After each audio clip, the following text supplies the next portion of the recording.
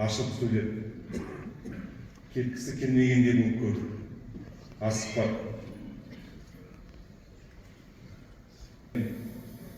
Біз кезінде жыл санап едік, кейін ай санадық, қазір күн санайтын жастамыз. Құдай қаласа дейік деді. Кейін осы күндер ойлап отырсам, сол Алла тағала сөйтіп баршаңызға қайғырып көңіл айтам. Қазақтың көрнекті қайраткері, халық артисі, Қазақстанның еңбек ері Асанәлі Әшімұлы Әшімовтың қазасы бәріміздің қабырғамызды қайыстырып, мемлекет басшысы Қасым-Жомарт Кемелұлы Тоқаев қаралы хабарды естіген бойда Асанәлі ағамыздың отбасына, туыстары мен жақындарына көңіл айту жеделхатын жолдаған болатын.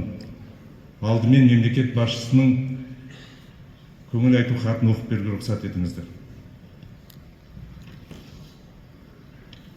Халық артисі, Қазақстанның еңбек ері Асанәлі Әшімовтың отбасы мен жақындарына, аса көрнекті өнер тарланы, халық артисі, Қазақстанның еңбек ері Асанәлі Әшімовтың дүние салуына байланысты қайғыларыңыз өлшеусіз үлес қосты.